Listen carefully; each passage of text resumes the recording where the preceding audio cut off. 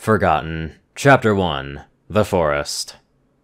Sunny Star Scout slowly made her way through the trees, brushing past leaves and twigs with nearly every step. With her single saddlebag around her shoulder, she lifted the flap and dug into it, taking out the smartphone that Pip had given her before she started this trip down the mountain. I'm not entirely sure you got a signal all the way in there, sweetheart, but I just want you to have a way to head back towards the mountain if you get lost in there, the Pegasus had told her. Sunny softly tapped the screen and the lock screen came up, letting her confirm that she had a single bar.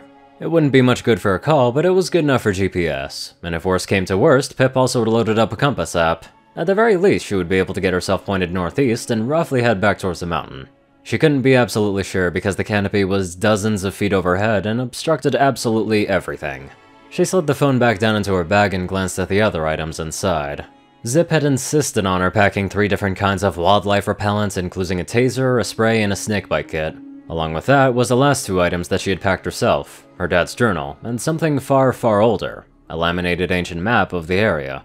She had studied it on the mountaintop just before descending, and even up there she wasn't sure how much of a help it was going to be. Apparently in whatever era this map was from, Zephyr Heights was called Canterlot, and the forest below it used to be much, much smaller. The map showed it on the other side of the river, and now you couldn't even see the river. The forest was all the way up to the base of the mountain and stretched to the horizon. Somewhere in here was a town called Ponyville, or rather, whatever was left of it. She stepped over a fallen trunk and continued following the river to her right, her absolute best point of reference, beginning to wonder what she would even be looking for in here. The trees, if they fell, would last a century or less before they became indistinguishable from the surrounding soil, so the chance of finding any intact buildings or artifacts was nil.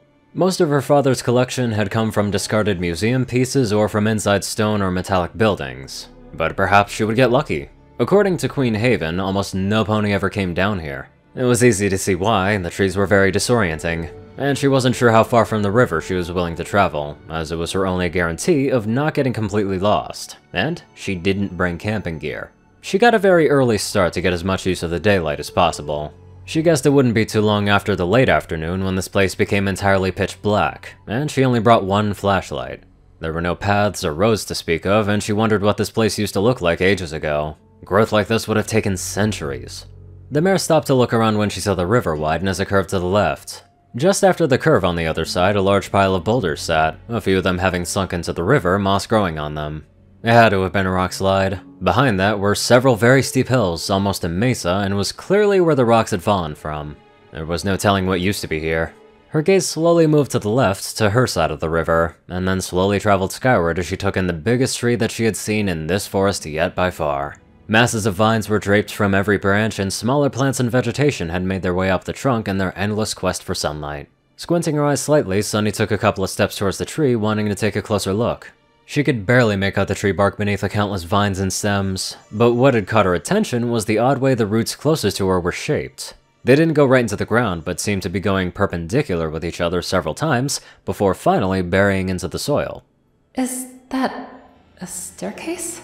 Sunny gingerly took several more steps towards the roots and saw that they were covering something that was clearly artificial in shape.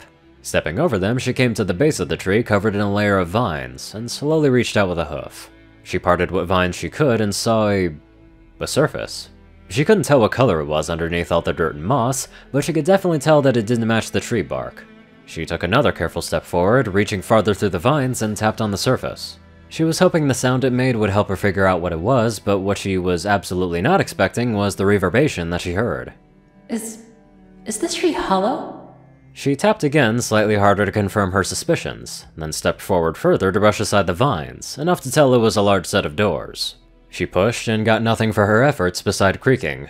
Trying again with the other door provided no better results. Pulling down what vines she could to clear as much of the doorway as possible, she took several steps back, then galloped forward, putting all of her weight into her left shoulder as she collided with the left door. She was hoping the door would come unstuck, and come unstuck it did, as it broke off the hinges with a loud snap, and the earth mare lost her balance, somersaulting once into the pitch black of the interior. Chapter 2. Friends. Ow! Sunny landed with a thud after somersaulting end over end, her braid falling across her snout. Opening her eyes, she brushed her braid off of her face as she pushed herself to her hooves. As soon as she returned to a standing position, she took in a soft gasp, looking at where she had stumbled into. This was no tree, or at the very least, it wasn't always one. She stood in the front of a vast, cavernous room. She looked down at her saddlebag, lifting the flap and began to dig around. She came out with a slim halo-like device and placed it on top of her head. Compliments of Hitch. The best lightweight hooves-free light a budding archaeologist and historian could ask for, he had said when he gave it to her when she announced her intentions to explore the forests below Zephyr Heights.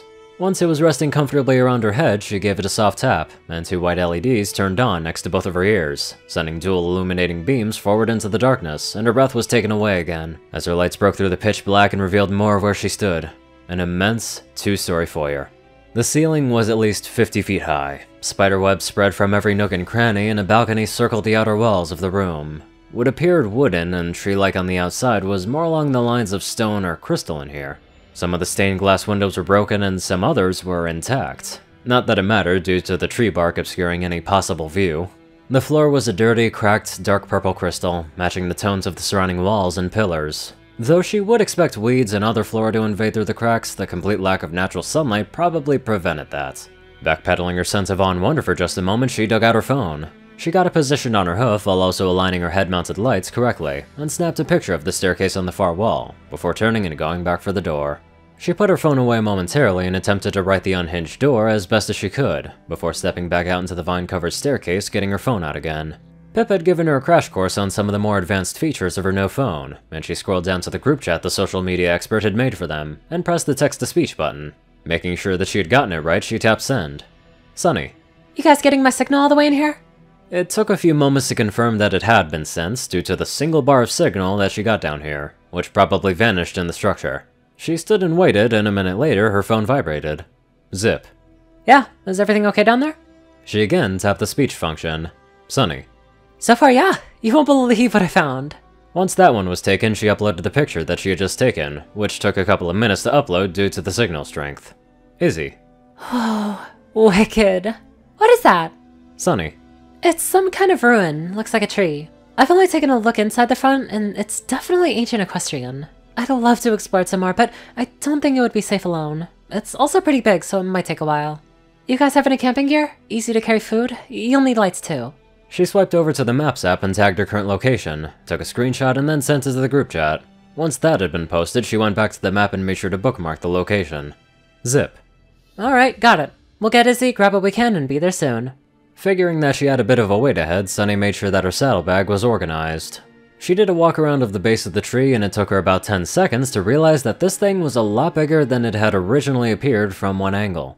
Coming back around the front door, she figured that this used to be some kind of elaborate treehouse, almost like a castle, judging from what the first foyer room looked like. If most of the interior was crystal, she was hoping it would be easy to explore safely.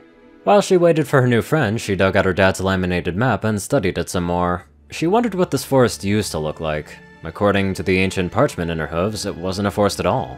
Was it rolling hills, homes, businesses? How many people lived here? If it was on the map, it had to have been significant. How did Zephyr Heights or Canterlot look back then? If all these trees weren't here, you could likely see it from anywhere in the surrounding area. Sunny really hoped that Zip and Pip could come through with the camping gear. She didn't want to cut this short because they wouldn't have anywhere to sleep. If she really was the first one to find this, and gods only knew how long, she wanted to search through as much of it as she could. She passed the next 30 minutes taking in the ambient noise of the forest. There you are! She heard a familiar unicorn's voice from above. She looked up and saw the Pegasi sisters Zip and Pip slowly descend through the branches carrying an enthusiastic Izzy in their hooves. We were finally able to find a way down! Izzy said as she was set down onto the dirt and thick grass. The upper canopy is pretty thick. No one's been down here in ages. Zip said as she and her sister touched down as well, removing backpacks from their front shoulders. So, what is it you found? Zip asked as she unzipped the main pocket of her pack, pulling out a couple of compact tents, setting them aside.